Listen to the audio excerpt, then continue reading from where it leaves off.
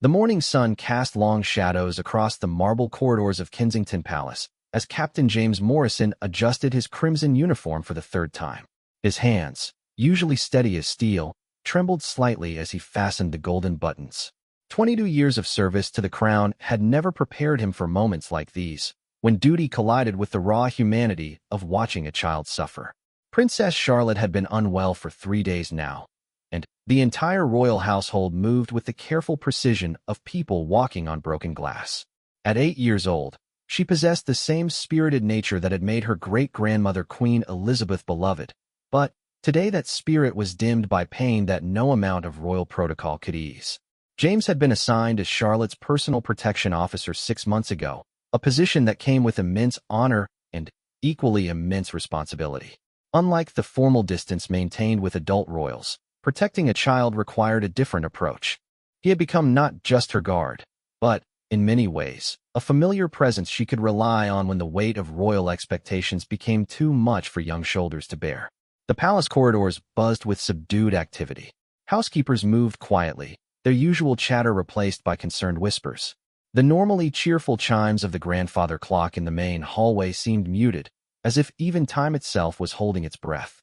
Dr. Sarah Matthews, the royal physician, had been making frequent visits, her medical bag a constant companion as she monitored Charlotte's condition. William, the Prince of Wales, had cancelled 3 important engagements to remain close to home. Catherine, ever the protective mother, had barely left Charlotte's side except when royal duties absolutely demanded her presence. The family's private quarters, usually filled with the sounds of children playing and laughing, had taken on the hushed atmosphere of a hospital ward. James remembered the first time he had met Charlotte. She had been playing in the palace gardens, her blonde hair catching the sunlight as she chased butterflies with the same determination she applied to everything in her young life. She had stopped mid-run when she saw his uniform and asked, with the directness only children possess, "Are you here to protect me from the scary people?" He had knelt to her level and replied, "I'm here to make sure you can keep chasing butterflies safely, Your Royal Highness." From that moment, an unspoken bond had formed between the gruff former military man and the spirited princess. The pain had started gradually. Charlotte had complained of stomach discomfort during a family dinner, dismissing it as too much dessert. Children often had stomach aches, and, initially, nobody thought much of it. But, by the second day, when she couldn't keep her breakfast down and spent most of the morning curled up on the sofa in the family's private sitting room, concern began to grow. Dr. Matthews had conducted preliminary examinations, ruling out common childhood ailments. Blood tests were ordered with the utmost discretion, processed in a private laboratory to maintain the family's medical privacy. The results had been inconclusive, showing elevated white cell counts that could indicate several different conditions, none of them immediately obvious. James had watched Charlotte's condition deteriorate with the helpless frustration of someone trained to protect against external threats, but powerless against an invisible enemy attacking from within. He had seen combat in Afghanistan, had faced armed intruders and potential assassination attempts with calm professionalism. But watching an 8-year-old girl fight against her own body was a different kind of battle entirely. The morning of the third day brought a new level of concern. Charlotte had woken before dawn, crying softly in a way that spoke of deep, persistent pain rather than the dramatic tears of a typical childhood upset. Her mother had found her standing by her bedroom window, one small hand pressed against her stomach, the other wiping away tears she was trying to hide. "Mummy," she had whispered, "it hurts really badly now." The words had sent Catherine rushing to summon both Dr. Matthews and William, while James maintained his post outside Charlotte's bedroom door, listening to the urgent, whispered conversations that followed. Plans were being made, specialists consulted, and contingencies prepared with the efficiency that marked all royal operations. But, beneath the professional calm, genuine fear was growing.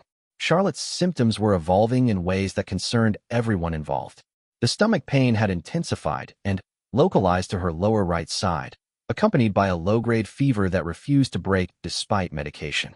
She had lost her appetite completely, and even sips of water sometimes resulted in nausea.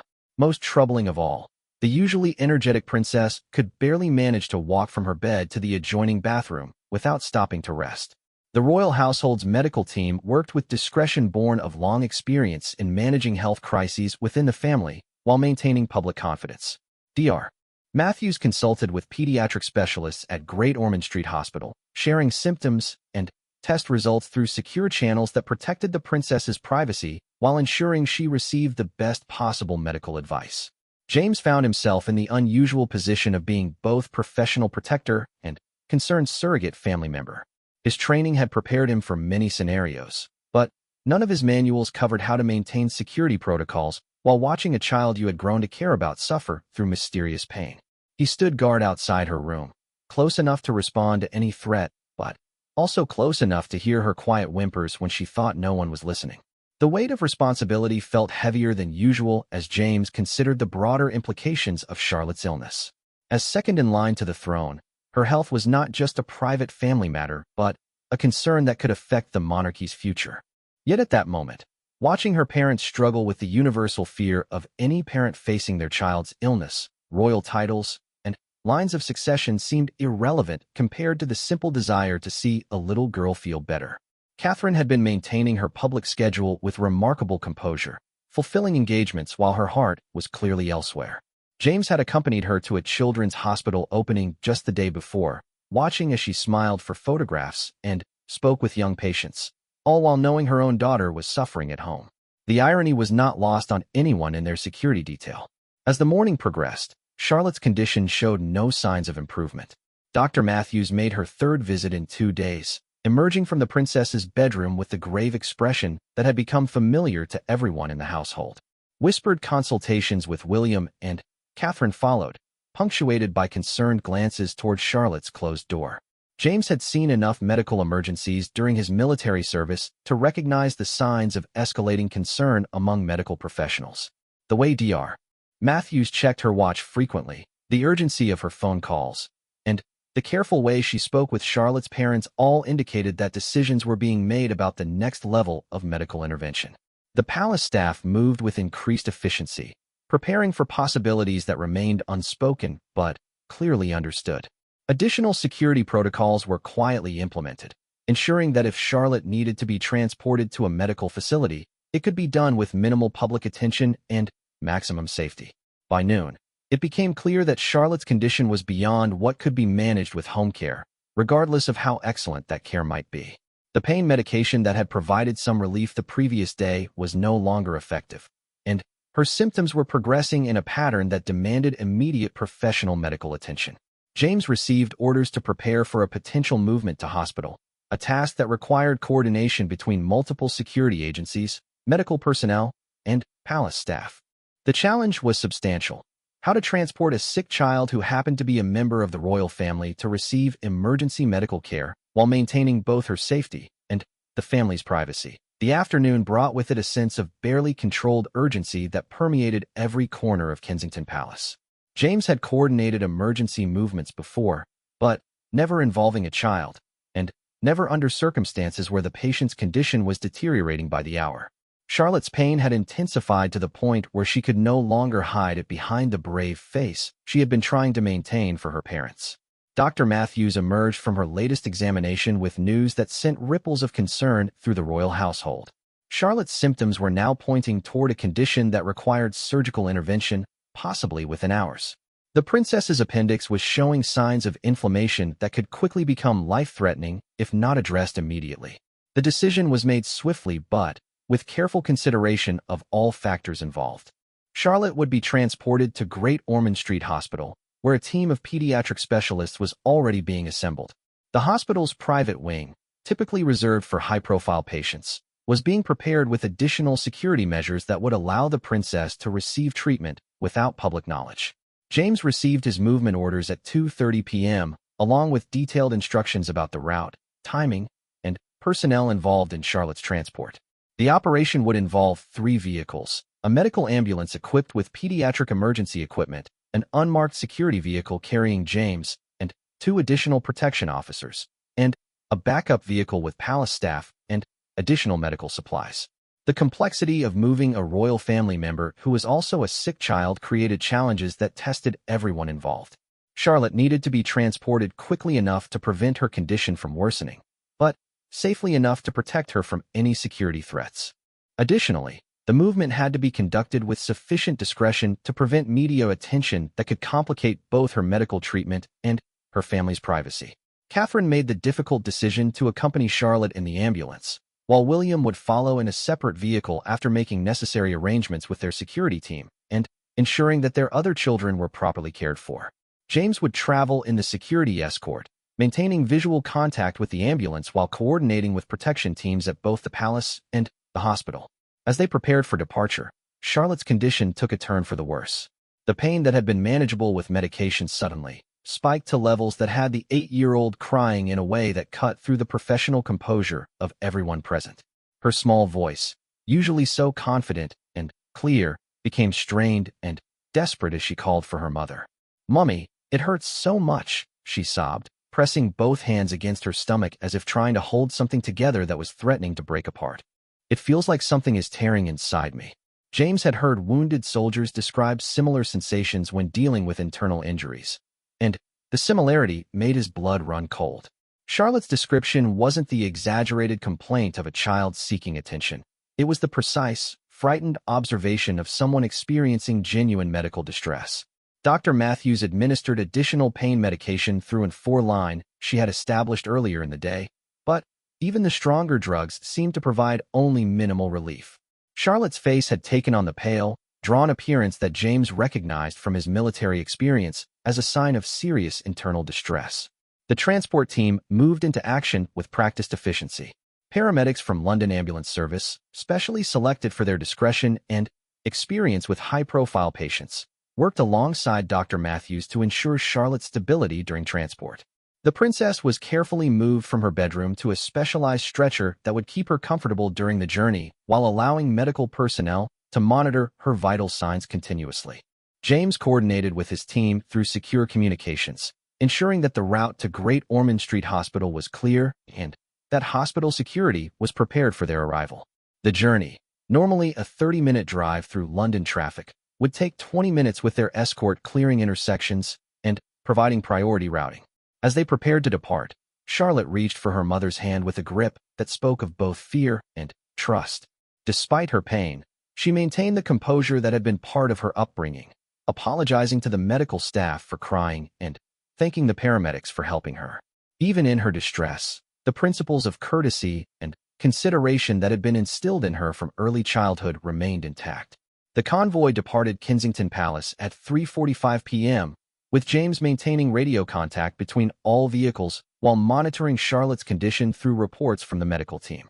The ambulance traveled smoothly through London streets that had been quietly cleared by advance teams, avoiding the usual traffic congestion that could have complicated their journey. During transport, Charlotte's pain intensified further, reaching levels that concerned even the experienced medical team traveling with her. Dr. Matthews monitored her vital signs continuously, noting changes in blood pressure and heart rate that indicated her body was fighting against whatever was happening internally. The princess's appendix was clearly reaching a critical state that demanded immediate surgical intervention. James watched the ambulance ahead of his vehicle, maintaining the precise distance that allowed for security while ensuring they could respond quickly to any changes in Charlotte's condition. Through his earpiece, he heard updates from the medical team that painted an increasingly urgent picture of a little girl whose body was betraying her despite her remarkable courage. The hospital came into view just as Charlotte's condition reached a crisis point. Her pain had become so severe that even the strongest pediatric pain medications were providing insufficient relief. She was crying constantly now, no longer able to maintain the brave front she had been trying to present for her parents and medical team.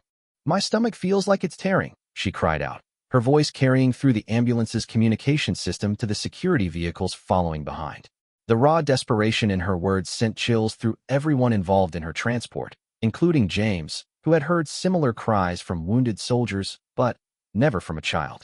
Great Ormond Street Hospital's emergency team was waiting as they arrived, having been briefed on Charlotte's condition and prepared for immediate intervention.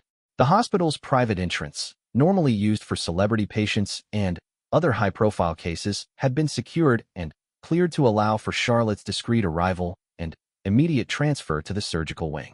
James coordinated the transition from transport security to hospital security, ensuring that Charlotte's protection remained seamless even as she moved into the medical facility. The princess was quickly transferred from the ambulance to a specialized hospital bed, surrounded by a team of pediatric specialists who had been briefed on her condition and prepared for emergency surgery. Dr. Elizabeth Harper, the hospital's chief pediatric surgeon, conducted a rapid examination that confirmed everyone's worst fears. Charlotte's appendix had reached a state of severe inflammation that required immediate surgical intervention. Any delay could result in rupture, which would create life-threatening complications for the 8-year-old princess. The surgical team moved with the efficiency that marked Great Ormond Street's reputation as one of the world's leading children's hospitals. Charlotte was prepared for emergency surgery while her parents received briefings about the procedure, its risks, and the expected timeline for recovery. James established a security perimeter around the surgical wing while coordinating with hospital administration to ensure that news of Charlotte's presence remained confidential. The princess's medical privacy was protected by both royal protocol and hospital policy, but the challenge of maintaining discretion while ensuring her safety required constant vigilance. As Charlotte was wheeled into the operating theater, still crying from pain that had overwhelmed even the strongest medications available, James felt the weight of responsibility that came with protecting someone so young and vulnerable. His hands, steady throughout countless dangerous situations, trembled slightly as he realized that the next few hours would determine whether the spirited little girl he had grown to care about would recover fully from this medical crisis. The surgery began at 5:30 p.m., with Charlotte's parents waiting in a private family room while James and his team maintained security throughout the hospital wing. The operation to remove her inflamed appendix would normally be routine, but the princess's condition had deteriorated to the point where complications were possible, making everyone involved acutely aware that they were fighting against time to save not just a member of the royal family, but a beloved child whose courage had impressed everyone who witnessed her struggle against pain that would have overwhelmed many adults. The surgical wing of Great Ormond Street Hospital had never felt more tense than during those first hours of Princess Charlotte's emergency appendectomy. James maintained his position outside the operating theater, coordinating security protocols while fighting the unusual sensation of personal anxiety that came with watching a child he had grown to care about face a medical crisis that could have been life-threatening if they had waited even a few more hours. Dr. Harper worked with the precision and calm that had made her one of Britain's most respected pediatric surgeons. Through periodic updates relayed to Charlotte's parents and security team, it became clear that the princess's appendix had been on the verge of rupturing when they arrived at the hospital. The timing of their decision to seek immediate medical intervention had quite literally saved her life. The operation, which normally would take 30 to 45 minutes for a routine appendectomy, extended beyond an hour as the surgical team dealt with complications caused by the severe inflammation. Charlotte's appendix had swollen significantly and adhered to surrounding tissue in ways that required delicate work to prevent damage to other organs. William and Catherine waited in the family room with the composure expected of royal family members, but James could see the strain in their faces during his periodic security checks. They maintained conversations with hospital staff and took calls from other family members, but their attention remained focused on the operating theater where their daughter was fighting a battle that had nothing to do with her royal status and everything to do with basic human survival. James had coordinated with palace communications staff to prepare statements in case news of Charlotte's hospitalization became public.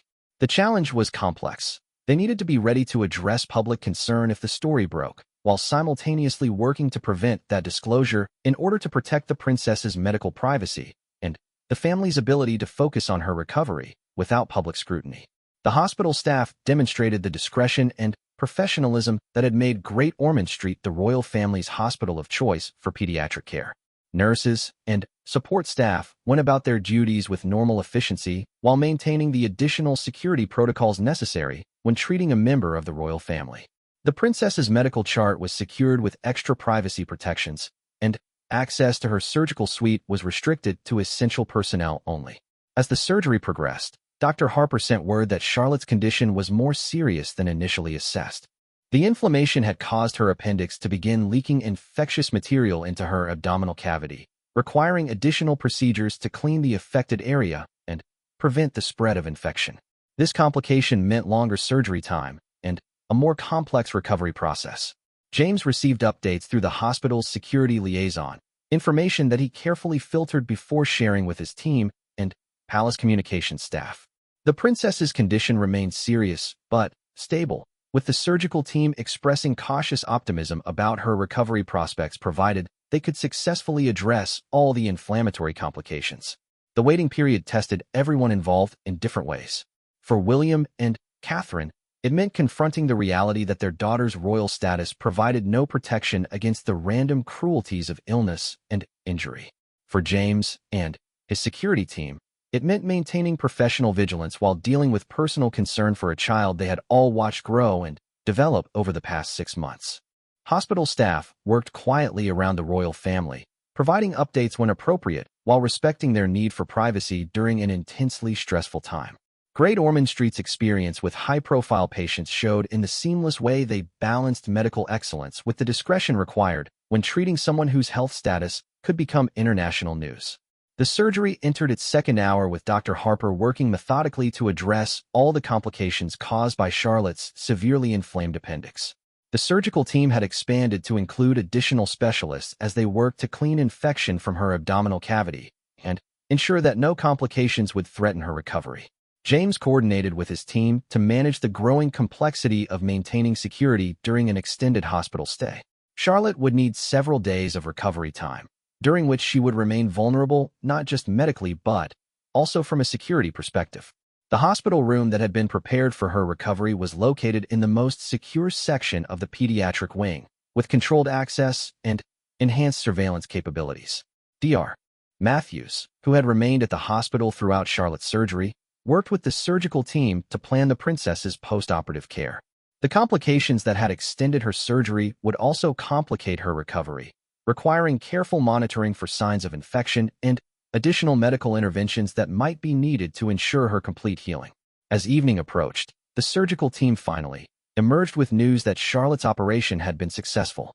Dr. Harper briefed the family on the procedures that had been necessary, explaining that while the surgery had been more complex than initially anticipated, they had successfully removed her appendix and addressed all the inflammatory complications that had threatened her health.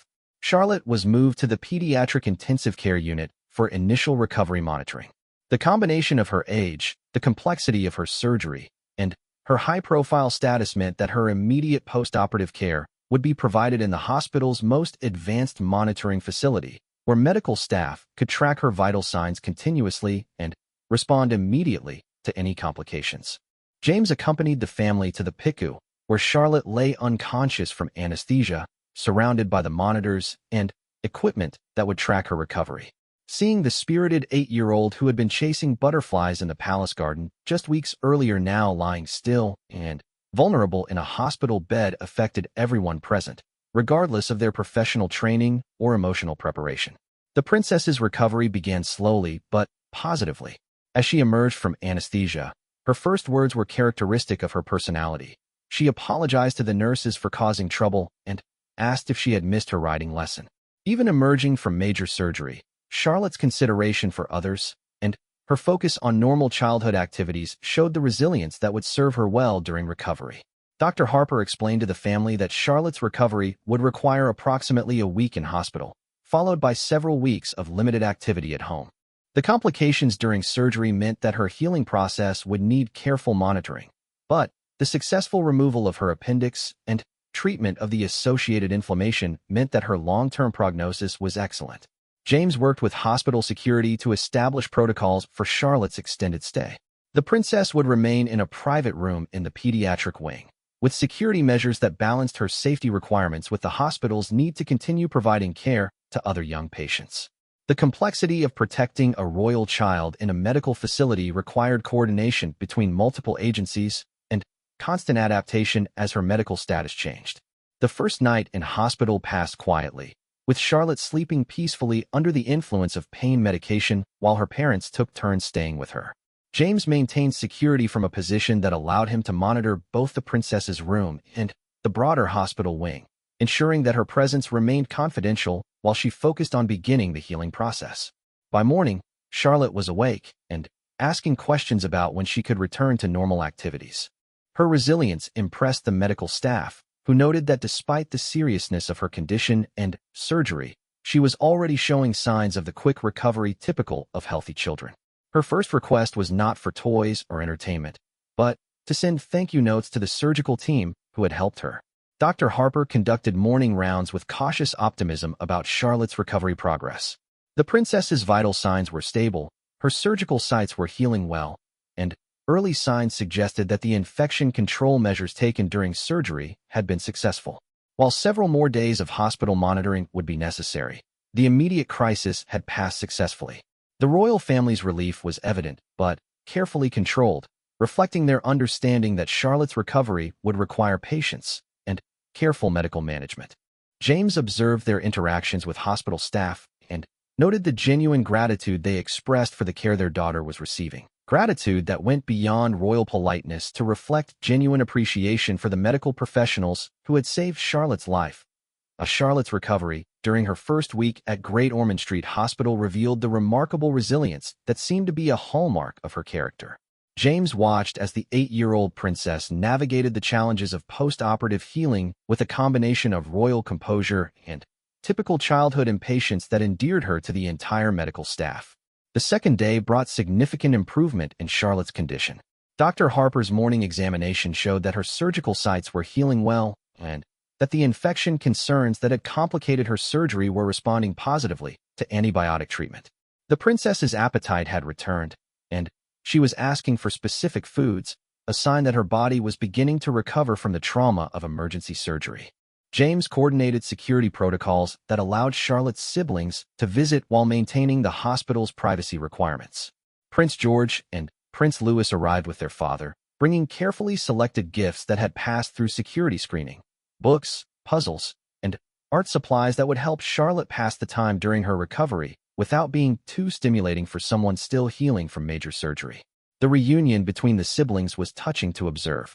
George, understanding the seriousness of his sister's condition despite his young age, was unusually gentle in his interactions with Charlotte. Louis, typical of his age, was more focused on the interesting medical equipment in her room than on the reasons for her being there. Charlotte, despite her discomfort, took on the role of explaining to her youngest brother why she needed to stay in the hospital, showing a maturity that impressed both her family and the medical staff. Catherine had essentially moved into the hospital room, sleeping in the reclining chair next to Charlotte's bed and participating in every aspect of her daughter's care. The Princess of Wales demonstrated the same hands-on parenting approach that had characterized her family life, helping Charlotte with meals, reading to her during uncomfortable moments, and providing the constant reassurance that helped her daughter cope with the unfamiliar hospital environment. William balanced his time between the hospital and his royal duties, making necessary public appearances while ensuring that Charlotte never felt abandoned during her recovery. James observed the careful way the prince managed his competing responsibilities, noting how he structured his schedule to be present during Charlotte's more difficult moments while maintaining the royal engagements that couldn't be postponed. The medical team continued to monitor Charlotte's recovery with careful attention to both her physical healing and her emotional well-being. Child life specialists worked with her to help process the experience of emergency surgery, using age-appropriate explanations and activities that helped her understand what had happened to her body and why the medical intervention had been necessary. Charlotte's natural curiosity led to numerous questions about her surgery and recovery process. She wanted to understand why her appendix had become inflamed, how the doctors had fixed the problem, and what she needed to do to heal properly. Dr. Harper and the nursing staff took time to answer her questions with explanations that satisfied her intelligence while remaining appropriate for an 8-year-old's understanding. The princess's room became a hub of carefully controlled activity as she felt better. Palace tutors arranged modified lessons that could be conducted from her hospital bed, ensuring that Charlotte's education continued despite her medical situation. The lessons were adapted to her current physical limitations and energy levels, focusing on subjects that interested her most and could be pursued without physical strain. James worked with hospital administration to manage the growing interest from media outlets that had begun to suspect something significant was happening with the royal family. Unusual activity around Kensington Palace, combined with the cancellation of several royal engagements, had created speculation that required careful management to protect Charlotte's privacy during her recovery. The palace communications team prepared statements that could be released if Charlotte's hospitalization became public knowledge, but their preference remained to allow her recovery to proceed without public scrutiny.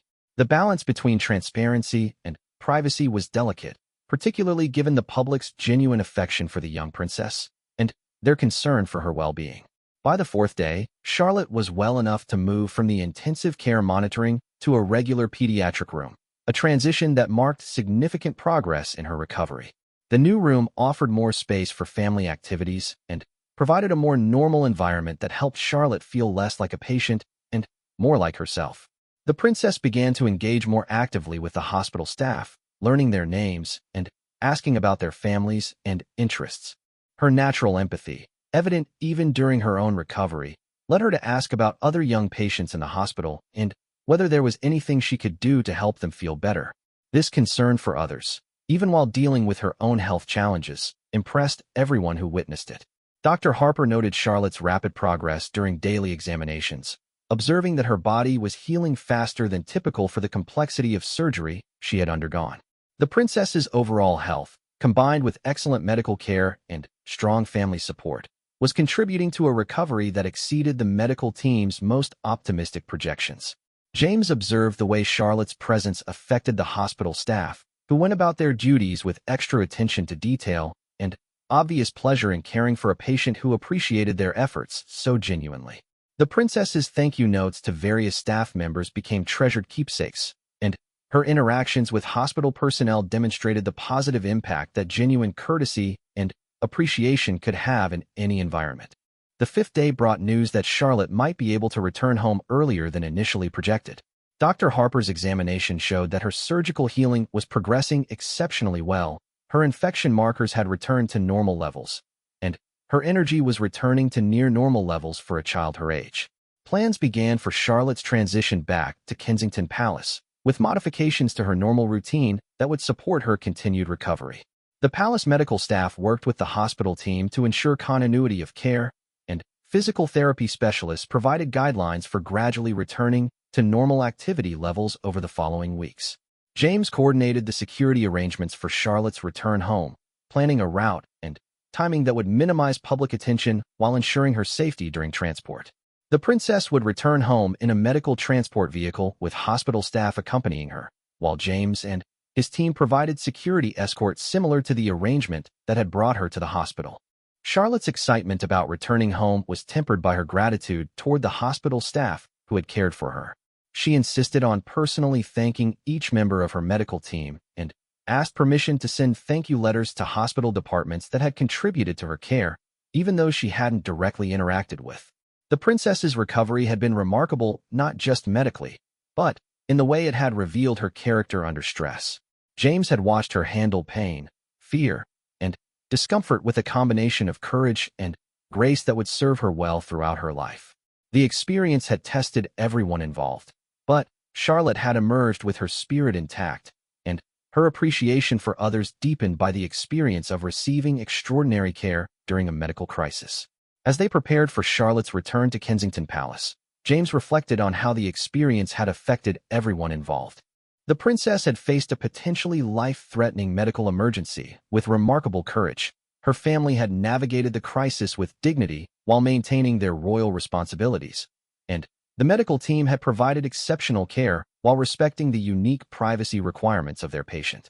The week at Great Ormond Street Hospital had demonstrated that regardless of royal titles and palace residences, the fundamental experiences of childhood illness, parental fear, and medical recovery were universal human experiences that transcended social status. Charlotte's emergency appendectomy had been a reminder that courage, compassion, and excellent medical care were the most important factors in overcoming health challenges, whether the patient was a princess or any other child facing similar circumstances. Princess Charlotte's homecoming to Kensington Palace on the sixth day after her emergency surgery marked the beginning of a new phase in her recovery, one that would test her patience as much as her physical healing had tested her courage.